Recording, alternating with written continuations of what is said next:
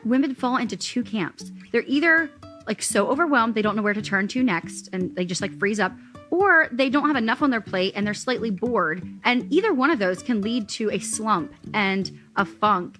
And so I think it's good to identify yourself, like which camp might you fall into. If you're falling into the camp of, you know, you maybe don't have enough, you're not being productive with your time and stuff, I challenge you to fit your housework into a much smaller time frame than you think you can do, and you will be surprised at what you can do. My name is Lisa, mother of 8 and creator of the blog and YouTube channel Farmhouse on Boone. Join me as I share with you my love for creating a handmade home from scratch cooking and a little mom and entrepreneur life along the way.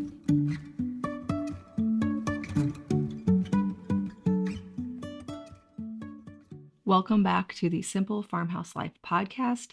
Today I am having on the two hosts, Megan and Jayna from Honey, I'm Homemaker podcast. They talk about homemaking from their Mennonite perspective. I love their podcast. I was listening to it a few months ago, and that's when I got the idea to have them on as a pair. I've had on Megan before, but I wanted the two of them. They're cousins, and they really play well off each other. Unfortunately, my internet was acting up, which makes it so hard to have like a really good back and forth conversation because there's that lag. Then I end up interrupting people. Very frustrating. But I still think that there's lots of wisdom to offer to hopefully keep you company while you are doing your own homemaking tasks. So let's dive in. All right. Welcome on, Megan and Jayna. I'm so excited to have you on to talk about homemaking and getting in a funk. I love listening to your Honey, I'm Homemaker podcast. And I think I was inspired by one of your episodes somewhat recently to do this episode. I think you guys were talking about, it was over the summer, whenever you get into a homemaking funk, what you do about it. So we're going to go into that. Let's start with some introductions. Tell us about you and your podcast and your YouTube, whatever you want to share. Well, I'm Megan Fox. I started the YouTube channel Megan Fox Unlocked, and through that, I had a desire to connect with people on more like of an audio platform and just to like break down things in more of a complex way, like you can do with a podcast platform. And so when I was thinking of somebody to ask on to be a co-host, Jayna came to my mind right away. We're practically the same person, but also very opposite. So I feel like we add a good balance to different ways of homemaking and showing that I'm not right and she's wrong, or vice versa. We've had a lot of fun together with it so far. Our podcast is called Honey, I'm a Homemaker. And on there, we talk about all things homemaking from a Mennonite perspective, since we both grew up Mennonite and are still Mennonite currently. So yeah, it's just been really fun. And we've connected with a lot of women through it. Oh, I have, just for context, I have a 6-year-old, a 4-year-old, and an almost 2-year-old. Cool. I'm Jayna Burkholder. I'm Megan's cousin. I've been married to 11 years to Eric. He owns some auto body repair businesses.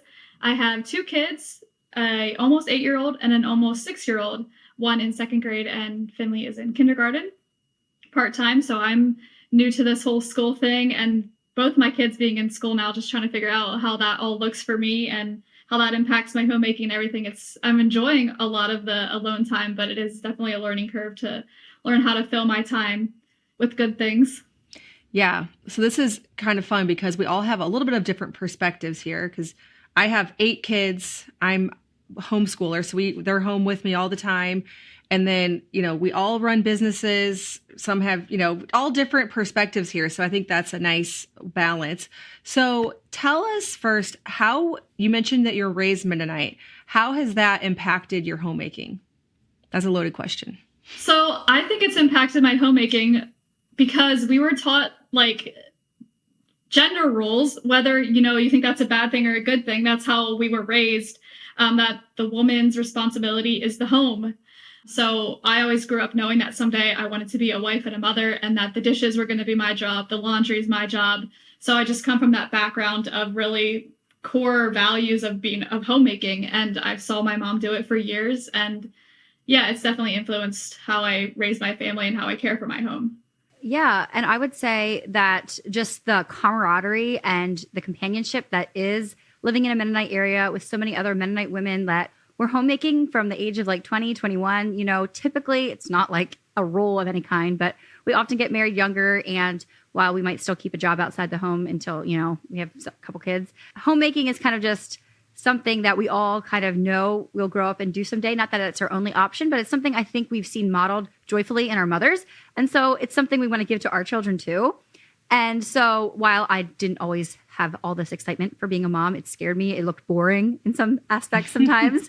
I hate to say it, but I've learned to make homemaking my own. And just with being a Mennonite, you have so many peers that are doing the same thing as you. And I hear from so many women all the time that feel alone in their homemaking and in their motherhood. And I have so many friends with children that are my age. I mean, I can set up a play date with a kid exactly the same age and gender as my kids if I wanted to.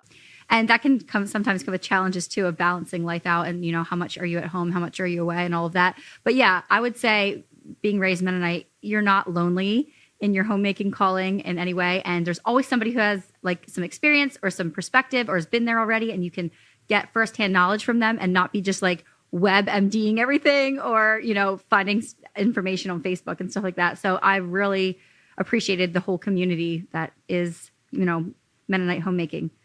Yeah, that is such a cool thing. And I've noticed that with some other Mennonite families that I've interacted with, that it does seem like there's a really built-in community that a lot of us in the other parts of the country, I know that not Mennonites aren't only in Pennsylvania, but it just seems like you have such a culture there that a lot of us have a more difficult time finding because you were actually raised with this. So for me and, you know, a lot of people in my circles, our moms didn't homemake. And so it was something that we learned, you know, in our early 20s. It seemed like maybe even it took some people a while to even figure out if it was something that they wanted to do because it wasn't modeled quite like that as something beautiful and exciting. And there's so many things that you can pursue in your home.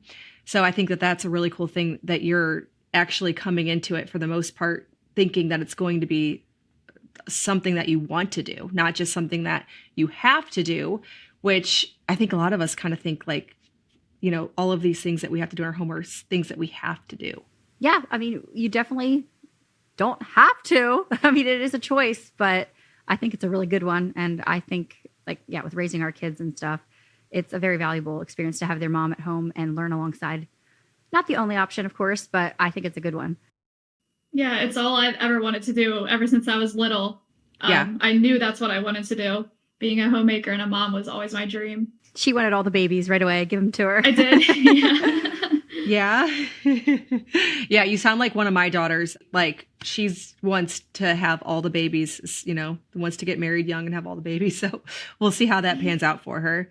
So, okay. I'm sure there are times though, whenever the workload of homemaking, it can be very repetitive without having any break. You know, there's not like there's any time where you can just ignore, like people say, the dishes can wait, the laundry can wait. It can wait, but if it does, then I have to just do it. It's a big, huge pile of stuff.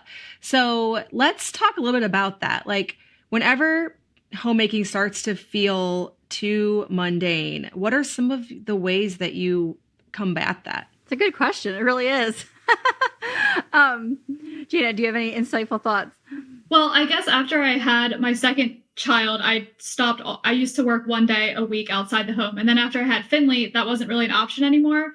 So I was bored with the homemaking routine. I didn't really wasn't finding as much fulfillment in it. And I had time on my hands during nap time. So that's when I started my little sewing business. And that was a way to I didn't neglect my homemaking duties to do it, but I had the time and I could put my passions and creativity into a little side business. And it just gave me so much fulfillment that I could do that and still be the homemaker and wife and mother that I had always dreamed of doing. So for me, that was key in my life to just finding fulfillment and the desire to create. Yeah, that's what helped me too. So what time of day do you feel like is the hardest for you in your motherhood and homemaking? You know, when you have little kids, I think this varies based on the seasons that your kids are in. So for both of you, what does that look like? So it does really vary on your kids' ages and as they go through the different seasons. Because I would have always said before the hardest time was like that pre-dinner time. But now I almost think the hardest time is bedtime. I don't know if it's because my oldest son, he's almost 8 years old. He's tired at the end of the day. He's had a long day of school and all the emotions come out at bedtime. And it's just like, I don't want tears at bedtime. I want it to be calm and peaceful, but like getting him to brush his teeth. Did you brush your teeth? Did you brush your teeth? Brush your teeth, get to bed, say your prayer, pray together and everything. Mm-hmm. And it's supposed to be this nice, beautiful, calming time. And it usually just ends in tears from him. So it's something we're working on, but I'd say that is the time of day that's the most challenging for us right now, is getting them to bed at a decent hour without dramatics. Mm-hmm, mm-hmm. I think for me, it's not necessarily a time of day as much as like a time of week. Sunday mornings, getting out the door for church by 9:00. It was such a pain point, and nobody wants to go head off to church being a grouch and like annoyed at everybody. And like, it's not your fault. It's everybody else's fault. And that's what everybody's thinking at the same time. So I think whenever you find a spot of the day that's like a hot spot, like it's just really a trial in your home, don't just wallow in the hard of that, but try to think, like identify, this is a pain point and what can I do to fix it? And so we've now come up with a system down to who's putting the Cheerios in the bag for the 1-year-old and like all this stuff. And we just kind of go through it. There's not even, you wouldn't even have to talk really if you didn't want to. I have the kids' outfits figured out the night before. Like, we don't go into all of our life nearly with that much intentionality, but knowing that Sunday mornings are rough if we're not prepared helps so much. And then we actually have a battle strategy that we can attack. And so, yes, it's changed over the years. Right while I'm trying to make supper can be really frustrating. I still haven't figured out a good system for that yet with, they want to eat, but I'm like, you got to save your appetite for supper and all that. I think something we've been trying lately is sitting on the front porch and watching all the neighbors come home from work and stuff like that. That's like a good distraction. But then that doesn't always help me if I have to be stirring stuff in the kitchen. So, you trial and error stuff and don't just wallow in on the hard. Use your creativity, like you would if you had a corporate job. Use your creativity to troubleshoot and to solve those pain points. Yeah, you guys brought up 2 pain points that we have in our house too. So bedtime and Sunday mornings are both in that same category for us. And we always say that we're going to get better about preparing on Saturday for Sunday, but then there's always stuff going on Saturday too. And so it's like, when are we need to do the same thing, like have a better system. We struggle with everybody being just a little bit unorganized. Like nobody, even the older kids, like, yes, we've told them, yes, we've implemented strategies and whatnot, but still somebody will leave their shoes somewhere where we don't know where they are. And so we're trying to figure out where all the kids' shoes are and all that stuff. So yeah, it can be a bit rough. And then also bedtime with so many different ages it can be a challenge too. Like figuring out who's doing the toddlers, who's doing the baby. And then the older kids usually clean up the kitchen. So we have our systems and routines, and I definitely don't expect perfection, but yeah, those are both areas of struggle.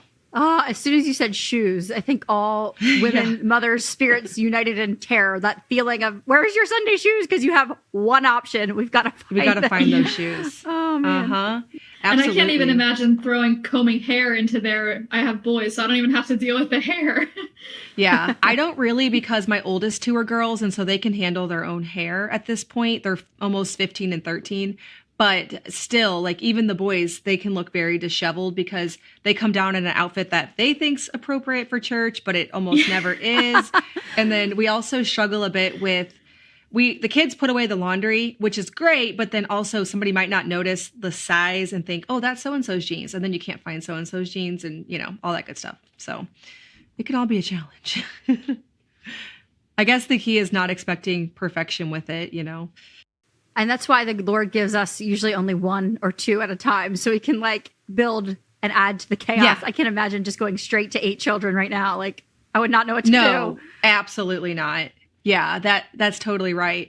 One thing that we've thought about doing, which I need to find the right size baskets, but underneath our bed, which is on the main level of the house, I have the youngest 2 kids' clothes. And I'm like, why don't we have 4 baskets in a row? Maybe even 5. No, 4. For all the kids who can't confidently get their clothes, like the right outfit picked out, and then have all of those under our bed. Like, why are they in their room? So still working on finding the right baskets for that, because I want like these big antique vintage looking baskets, and that's a challenge. But I think like some things like that would be smart. Sounds like a good plan. I like that. We do that with socks and shoes, but nothing else. Yeah, well, we have all the socks in one big bin too, actually, and the shoes in one area. But yeah, they still don't always end up there. All right, let's talk natural skincare. I've shared on here about Tubes & Co. so many times, but that is because I can't stop talking about them. I genuinely love it. My sisters and I were always texting, who's making an order? Add this to your order. You know, we combine so we can all get free shipping. My mom, we all love their makeup and their skincare. So today I happen to only be wearing mascara and the eyebrow pencil, but I love the foundation. I have the palette for eyeshadow. So many of their products. I love them all. So I have completely switched my makeup over to Tubes & Co., which is saying something because natural skincare that has high quality ingredients, tallow from grass-fed cows, nothing synthetic, nothing on the list of things that you don't want to put on your skin. It's hard to find stuff like that actually works and makes you feel like you have makeup on. And I have found that in Tubes & Co., which is why I love sharing it. I also love their cleansing oil and their moisturizing creams. The tallow balm is my favorite. I have it sitting over bedside so I can put it on at night, especially this time of year as my skin gets dry. I rely on that to continue not feeling like sandpaper. Tubes & Co. is a family-run company. I actually know their owner, and she is just awesome, Emily Tubes. We text back and forth sometimes, and I support everything they're doing. So if you are looking to clean up your skincare routine, clean up your makeup, Tubes & Co. is offering Simple Farmhouse Life listeners 10% off your order with the code FARMHOUSE. So you can head over to tubesandco.com. That's TOUPS and co.com. Use the code FARMHOUSE. I know that you're going to love their products as much as we do. So Megan, you didn't really share, like, for you when homemaking gets monotonous. I know you have your YouTube channel. Jayna, you do Etsy. Is that a way that you can, like, escape from the mundane parts of your day? Is that what originally spurred you on to start your YouTube channel? I would say I don't have a lot of mundane parts to my day, which sounds funny to say, but yeah, I don't either, actually. I've been the biggest surprise of how fun it is to be a homemaker. Like, I'm my own boss. I'm the queen of my castle.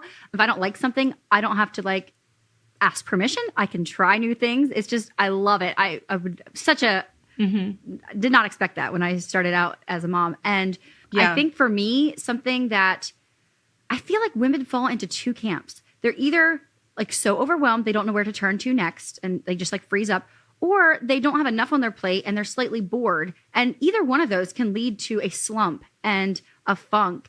And so I think it's good to identify yourself, like, which camp might you fall into?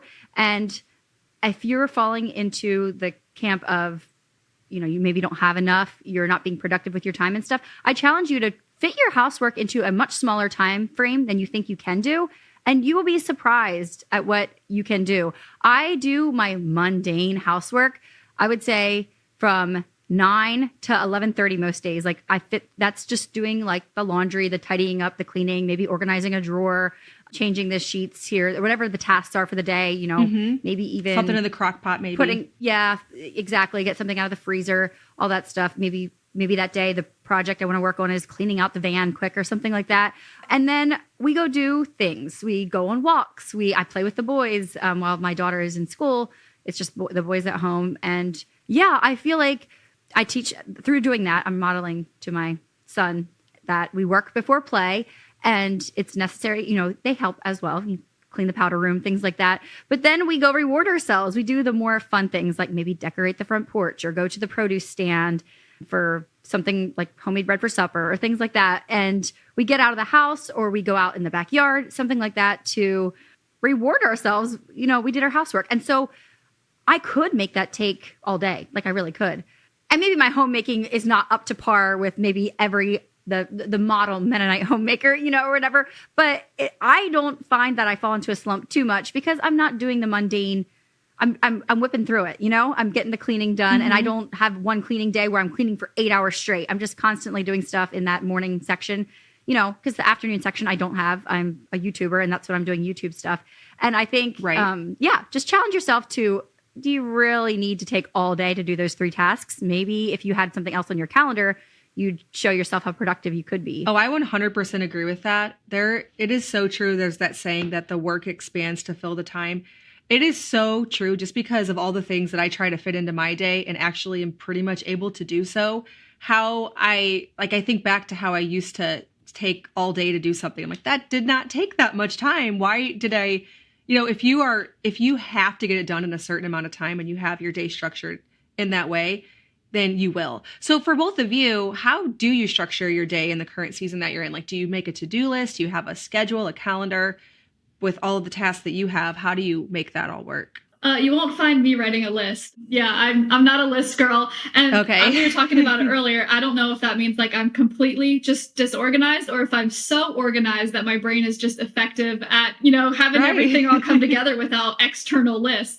But Yeah. I'm one of those, like I said before, my youngest just went to school. Now he's just part-time this year. So this year is kind of like, I don't know if you want to call it a gap year or just a learning year of what I am going to fill my time with next year when Finley is in school full time. So I'm definitely going to have to find employment or something to fill my time, because I am pretty good at getting my housework done, like Megan said, in a really short amount of time, because I used to have to do that. I learned to do that. So now I find myself with all this time. So the challenge is to find good things to fill my time while I don't homeschool, but my children's education is still number one priority. Like, I still want to be home when they get off the bus. I still want to be there I want to be able to go to school at a moment's notice if they need me. So it has to be something that's super flexible. Also, my husband has a pretty high stress job. He owns businesses, so he's working with employees, pretty emotionally taxing. So I want to keep my plate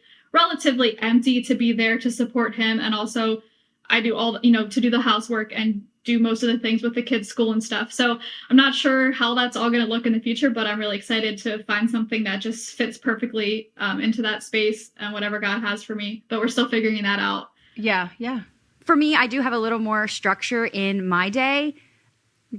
I like to have blocks. And so I pretty much just have 3 main blocks. I'm not super productive in the evening, but what I've found for myself is to, get the housework done early and as soon as possible. That's the priority. And then I have what I call like the errands and adventures portion of my day, which I appreciated your podcast that you did with Francesca Battistelli about the beauty of staying at home. And I liked what you said about anytime you leave the home, the home is sacrificing in some way. Now, for me, it is worth it for me. I like to prioritize errands and adventures. I feel like I'm not the mom who just plops down on the floor and reads her kids 6 books at like a whim. I used to feel guilty for that. I'm not the mom who is like, I will invite my children into my space, like, oh, let's bake cookies today or something. But as a whole, I'm not like, they play really well and independently by themselves. They're not leeching on me and stuff. And so I might not see them all morning if I don't make a concentrated effort. So I just like the rhythm of getting the housework done. And then we go spend time together, build their relationships, have the little adventures. Maybe they're playing at the skate park and I'm working out, or maybe we take a bike ride to the produce stand, or maybe we take a walk. We live right by a walking trail, so we don't even have to get in the car. We can just go on a walk. And that feeds my soul. I love to be outdoors. Even there's a concept called like the third space. When you are around other humans, you don't even have to be speaking with them necessarily, but like kind of the feeling of if you're sitting at a coffee shop and you're working and there's just other people and humans around you. Maybe you're at the park pushing your kids on the swings and there's some other moms. Yes, you can definitely interact with them and stuff. That's fine. But even if you're not doing that, even if you're just passing people and smiling on the walking trail and things like that, it puts you in a different space. You're seeing new things. Your eyes are like seeing the bird, and like it might not feel interesting to your brain, but something about mechanics in your brain and stuff, it can reset you and you start to think more creatively or outside the box, or just, I don't know, does it raise your dopamine levels? I don't know. I'm not a scientist, but for me, I really enjoy that, getting outdoors, and I'm trying to document our hours this year. I don't know if we'll hit 1,000 hours. We might have already hit it. I have to add it all up. But prioritizing being outside, and a way to make that fun is to go to new places and see new things, especially in Lancaster County. It's such a beautiful area. There's so many things to do and see. And it's not that we go away every single day, but I like to have an option if I want to. I have time for it. Uh-huh. That sounds just like how I did motherhood my first probably 7-ish years. And then I feel like we've like outgrown that because I can't get like this massive amount of people like out the door and then just like meander through the park. Like, oh man, like you're bringing up such fond memories of how motherhood looked for me in the first like 7 years. I still love it, but it's different. Like it has to be more home centered just because the logistics of it. It's not like as carefree. Like I used to put the kids in the stroller and walk into town when we lived in a different area than we do now because we don't live close to town, but we used to live close to town, and I would like push the stroller all the way to Main Street and like walk into the shops that were down there. And yeah, that is so fun. The little years, I understand that. It definitely will change, I'm sure, as they get older. Yeah, the little years. It changed for that. And then of course, since we homeschool, like it definitely has to be a more home-centered life to get all of that done.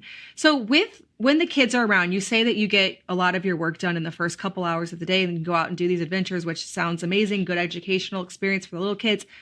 With that, what are your tips, or how do you get homemaking tasks done while you're caring for babies, toddlers, and all of that? I know you've more recently been in the baby toddler stage, and then I think you're expecting, right, Megan? Didn't I see that too? Like you'll be having another baby soon? Yes. We're expecting our fourth in February. So that to me sounds like 100 children. But I know like it's just one at a time. We'll figure it out. Jayna, do you remember that stage at all? You had two pretty close together. Like getting the homemaking done. Yeah. Do you remember that at all?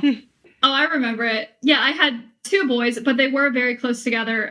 One thing I tried to remind myself is that their needs are number one priority. Like that comes first. But if I'm also doing the dishes and they're just fussing because, they're cranky or it's getting close to nap time, but their needs are met, like it's okay if they fuss a little bit while I quick finish up a task. Like I'm coming, mommy will get you a snack as soon as I do this.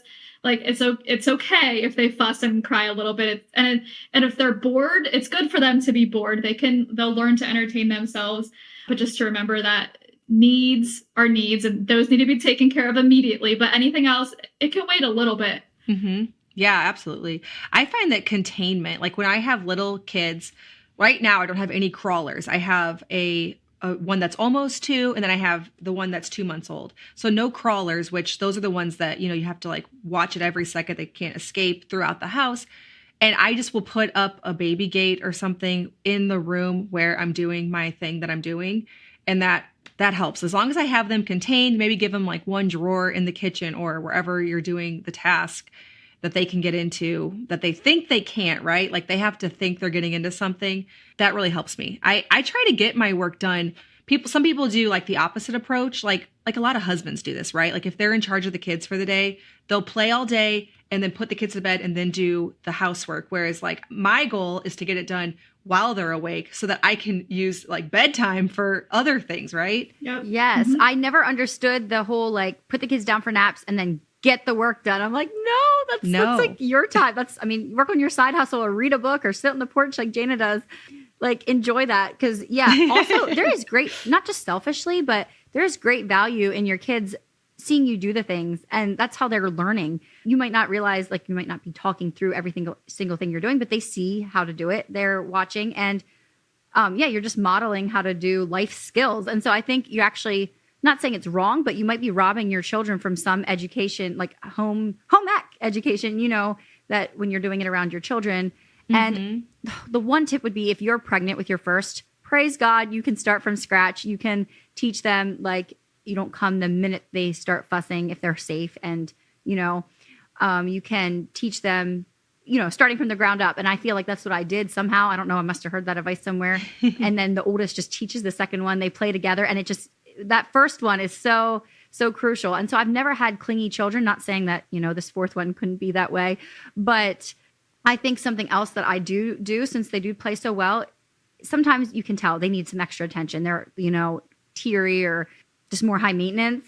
And so what I like to do is remind myself to invite them into my space. Like, after I'm done doing this, we're going to bake chocolate chip cookies, and then they can get excited about it. And I know it's going to take an extra half an hour to get the task done because they're involved. But, it's creating connection, and you're also teaching them, the homemaking skills and stuff as well. Or that can also look like just randomly plopping down with them because you're waiting for the laundry to get done or something and you have like a 2-minute break. And so you just sit down and read a book without them asking. When it works for you, you be in charge of it a little bit more so than just like rolling with their punches, if you know what I mean. And I think that can help a lot as well. But yeah, I know every child is different. So I don't want to come across acting like I have it all together. I just maybe just blessed to have good solo player. They play well by themselves. And one other thing I did think of too was if you can set up a space outdoors that you can also be getting work done and also supervising. And this is for older children, obviously. Like my 4-year-old, I can watch him playing on the playground. We put it at a very strategic spot, not where I want. Like I would love to put it somewhere else. It's not an aesthetic spot in any way. Right. But my goodness, it has given me so much. Yeah, they're out there playing. Even like the neighbor kids can come over and I can supervise while I'm getting some things done. And that just helps you get some time back as well. Another thing that I thought of is that we need to remember that moms, especially moms of littles, are on duty 24/7. So there's no shame in taking many breaks during the day, like sitting down and eating a snack for 15 minutes or just taking a 20-minute nap or an hour nap if the night necessitated that, or just like sometimes I feel like we have to be productive and busy all the time, and you can't. You need to take breaks, especially when you're getting up during the night, or even just there's something about being on duty. Your kids might wake up, even if they don't, they might, and that's a little draining. So I think I need to remind myself when they were little too, like just take a break. You're not being lazy. You're prioritizing your own physical needs, and many breaks throughout the day. Yeah. And I like what you said too, Jayna, because I think, these days we all can have some kind of side hustle, but it is not for everybody to do. Like you were saying, for your husband's job, for you to mentally be like, because when you have a side hustle, even when it's confined to like an hour or two of the day, it's still on your mind a lot. Like that's how I feel. And I'm sure you understand that, Megan, which is for me, that's good. It works for our family. But for some people that just your mind being free is really, really important. And there's something to be said for that. Yeah. I want to take a quick break to tell you about my blogging masterclass. So almost 8 years ago, I bought the domain farmhouseonboone.com and started posting on a blog. Since then, I have learned so much. The first several years was just me figuring out what to post, lots of light bulb moments. Spoiler alert, it's no longer a journal where you share what your family's doing and what you're working on. Blogging is a whole different strategy. A lot of people think that blogging is dead, but it is far from dead. It's actually the most profitable part of our business is blogging. So it is by no means dead, but it does require a whole different strategy. And I see a lot of people making a lot of mistakes, even some seasoned bloggers who aren't aware of like how blogging has changed. That is why I have my free masterclass where I show you my 4-step framework that I use for becoming a full-time blogger. So for over 5 years now, my husband's been home. We've made blogging a full-time income. And you can find that masterclass over at bit.ly/farmhouse blogging school. All one word, all lowercase, bit.ly/farmhouse blogging school. Okay, so one question I got, we did like a little poll the audience thing on Instagram and people are really excited to hear me talk with you too, is sometimes I get in a homemaking funk because I'm bored of the routine, but my routine exists for a reason. And when I try to shake it up, everything goes off the rails. So I'd love some advice on how to get out of a funk while still maintaining your routine. So like, I guess that would just be having some margin to throw in some of these other things. What are your tips for that? She said margin, Jayna. Oh, I don't know. It's such a hard question because I feel like I don't have a good enough routine in the first place. Like I'm not a scheduled person. So maybe throw out the routine and maybe just start it all over. Really, really wreck your world. No, I don't know. I can't say that I have any great tips for that, but I think it's a good point. But you said though that like you might be better at moving through all the things you need to do without having a list and a routine. For some people, that might be harder to like categorize. Yeah. I think it comes from watching my mom all those years. Like I just know what needs to be done. And so I guess I'm also pretty good at like looking around me and seeing the need and then making a mental note that if I can't do it right this second, I'm going to do it later. Yeah, I think there's something about that homemaking dance that is just kind of like, I thrive on it. I enjoy like, tossing this load of laundry in here and like stirring that over there and like, getting it all done at once so we can go live real life and all that. But I would say if you are in a slump, just feeling uninspired, you're actually dreading things, think who got you there. It was you. So maybe you need to do something that you normally wouldn't do. Try to think creatively outside of the box. If you have to stay home because of the age of your children or the amount of children, maybe do ordinary things in unexpected places, like let the children have their snack on the front porch or something, or let them do painting or coloring, something low key under the table instead of on the table. Or we've already done things like have a story time on the staircase so that it's like an amphitheater and they're all sitting on those steps, different things. It doesn't always you don't need to always like buy them a new toy or something. Just do the normal things in a weird place. And I think this is a great time of year to try that. It's so beautiful outside. Well, it is getting really cold now, I guess, too. But if you have some warm days left, do some things outside that you normally do indoors or whatever, and just shake it up.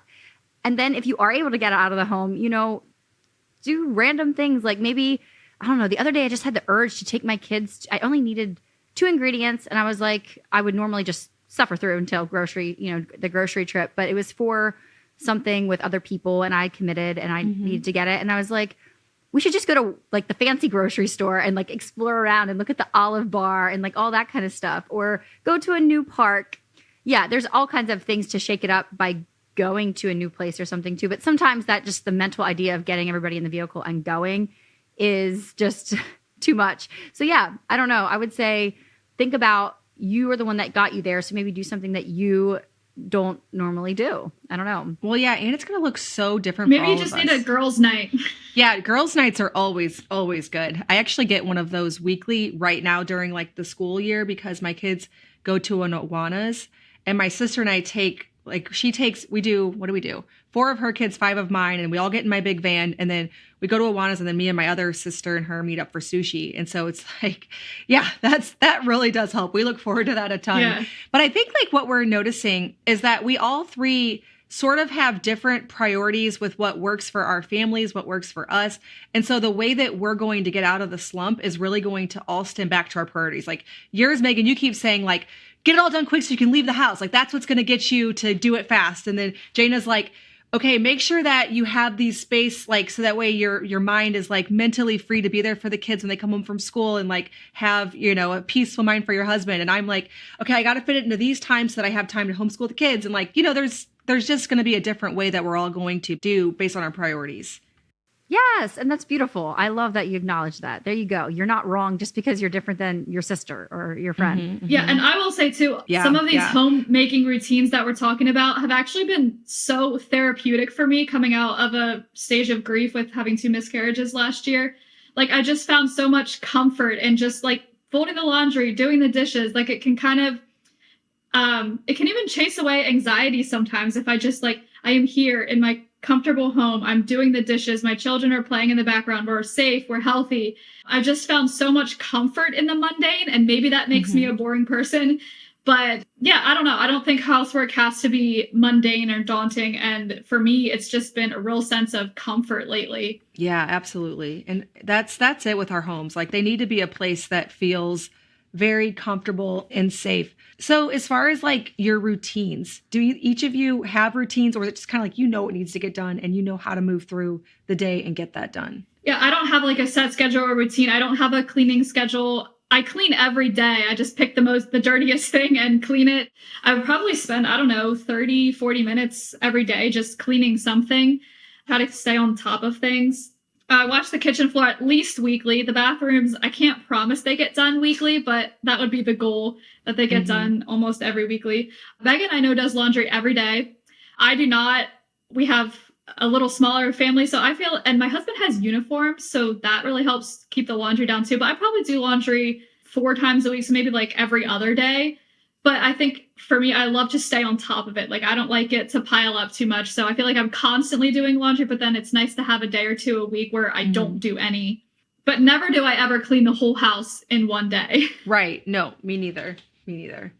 That's way too much. But you don't understand, Lisa. That's like next to godliness. This is how we were raised. Like our mothers, Friday or Saturday, if your children were at school during the week, like you had cleaning day and you cleaned for like 6-7 hours and everything was cleaned and put away at once. And I would love, I don't want to clean for 7 hours, but I would love for my entire home to just be clean all at once. Like it sounds like paradise, but it would that's last not, for 5 minutes. Yeah. Yes. And maybe I'm remembering I was the oldest. So but no, I do remember when my sister was born when I was 15 and stuff. My mom did that with little children somehow. That was what she did. did, It was just something she prioritized. And yeah, I am like Jayna. I clean in bits and pieces. I tried the whole cleaning routine. I was really into like watching all the Fly Lady YouTube videos there for a while. I made myself this pretty PDF printable chart, and I did it for my home. Like every Thursday I'm going to clean out the van because we have ball on Friday, or all these things. I really thought through it,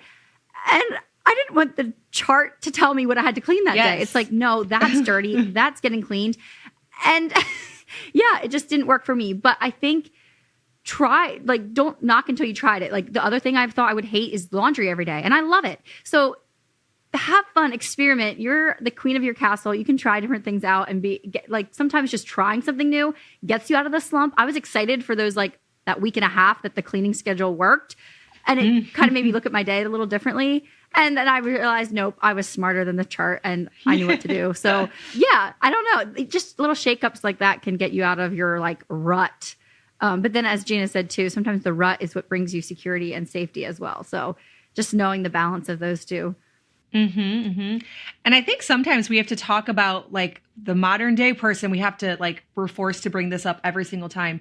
But sometimes we have way too much information. We have homemaking podcasts like you and I both have. We have channels. We have Fly Lady routines. We have the Minimal Mom. We have all of these great experts who all have their ideas, which are all great and helpful when you're in a slump. But sometimes we just need to turn it off and just get to work, right? However it has to get done. There's no routine. Sometimes we want there to be some hack to get out of the amount of work that it is to keep up a house. And there's not a hack. Yeah, amen. And that's why there's not a rule book or a study guide for how to do the homemaking, because you are the one that can write the study guide on your family, because every family is so different, totally different shapes. Even just thinking we just had a little gender reveal, even the genders of our children are all mixed up and different, and the age gaps and all those things and how fast they come, and just each of our own capacities and our giftings. And I fully believe that God wants us to use our talents and our gifts in our homemaking. And that's just so different. Obviously, I'm the adventure quality time mom, but I'm not the craft lady at all. The amount of times I get glitter out in a year is twice, I didn't do it that many. Yeah, if Ivani's lucky, twice a year, right? So yeah, and then there's other moms that are always really big on reading books to their kids, or their kids are always in the kitchen with them and stuff like that. And so yeah, stop judging yourself so harshly to everybody else's standards and comparing yourself to you have your own mom superpower. Lean into that, and then just, like you said, get started. Don't just be frozen in that absorbing information stage. Right. Yes. And there are different things that are going to get different people excited. Those charts are going to get some people so excited. They're going to open up their little special new box of markers, get the chart, dry erase. This is going to just light them up. That all just sounds so dreadful to me personally, but that, that system will work for some people. So yeah. Sometimes you just got to get off the internet and do it. Yeah, exactly. When I taught school, I would sometimes call it boot camp. But after Christmas, the kids would come back with bad habits and stuff, or they were, things like that. And I would be okay, we're all working together here. We're going to be super neat and tidy. At the end of every day, we're going to, really work on the fundamentals and stuff. And I do that with my kids sometimes too. Instead of getting annoyed at them or grouchy or mad, I identify that I maybe haven't been on their tails as hard as I should. We've been getting sloppy with stuff, and just let them know, okay, we're going to have boot camp next week when it comes to our morning routines. You guys are going to set the table and make it kind of fun and a challenge, and you're working together and reset, I guess is what you can say, instead of, just waiting till it gets so bad, you just fly off the handle or whatever. And you're just I can't take this anymore. Yeah, absolutely. I also just want to say there is enough time. I know I have a few questions on here about what do you do whenever you feel like you just can't stay on top of everything? And that I'm not saying that it's not hard, but I'm saying this to my own self too. There is enough time. There's enough time to get not perfection, but the basic things done in your home, as long as there's not too many other things competing for your attention. priorities again. Back to the priority. Yeah, and it goes back to what I was saying early too about accepting the responsibility of the home. Like, I'm not sitting around looking for anyone else to do it. I know no one else is going to empty that dishwasher. That's my job. No, so it just makes it easier to just suck it up and do it. I'm not blaming someone else for it. I fully take responsibility. So yeah. Yeah. I think sometimes too, we make excuses for ourselves because certain people have certain things easier, whether that's they have other outside help, or they have certain number of kids, or they have older kids that help. Like, we all do this, and we all just need to our own situation is what it is. You know, nobody's, even if it is a lot harder than other people's, because it very, very well could be, you know, obviously there's varying levels of what we all have to deal with, but it just doesn't, in a lot of ways, just doesn't help, you know? Mm-hmm. All right. So both of you, tell us where to best find you, where you have your podcast and your YouTube or Instagram, whatever you want to share for people to continue to get some of this homemaking inspiration. Our joint platform would be Honey, I'm Homemaker. It's a podcast you can find on Spotify, iTunes. Currently, there's only 2 episodes up because our first 3 seasons we put only on my YouTube channel, Megan Fox Unlocked. But we've outgrown that. We decided to start our own YouTube channel. So my preferred method to recommend for you guys to take in our podcast is to go to our Honey, I'm Homemaker YouTube channel. And if you'd like to watch like tons of back episodes, just go to meganfoxunlocked.com. And we can put all these links, you know, in the show notes or whatever. But yeah. So there's like 24 Honey, I'm Homemaker episodes on Megan Fox Unlocked on YouTube. And then all the new ones that are coming out will be on our YouTube channel, Honey, I'm Homemaker, and then Spotify and iTunes as well. I hope that makes sense. And that's Jayna and I's project. Yeah, you can find me on Instagram at Jayna Burkholder, but I don't do a whole lot on there. Probably the Honey, I'm Homemaker account is the one that you want to follow. Oh, yes. We're Honey, I'm Homemaker on Instagram. Cool. Yeah, and I just pulled it up on the podcast app, or the Apple Podcast app, and it looks like all your episodes have uploaded there as well. That's correct. Yep. And then, I have my YouTube channel, Megan Fox Unlocked, Megan Fox Unlocked on Instagram. Jayna and I both run the Honey, I'm Homemaker Instagram account. That's a lot of fun. You never know what you're going to find over there. We love to keep that pretty scrapbooky. Yeah. And then I also have a website, meganfoxunlocked.com, where I sell a lot of handmade products. Yeah, you got to check it out. Beautiful leather items and glass cups. And a lot of Mennonite moms have their fingers and all that stuff. It's all made from women that I know in my real life. So it's pretty cool. That is cool. I love the community that you all have out there in Lancaster. Like, that just sounds like a dream for homemakers, honestly. But it's nice that we can at least follow along with your podcast and feel like we're in that community with you. Oh, that's nice to say. I never thought of it. Awesome. Well, thank you all so much for joining me and sharing your wisdom. Thanks for having us. All right. Well, thank you so much for listening to this episode of the Simple Farmhouse Life podcast, and I will see you in the next one.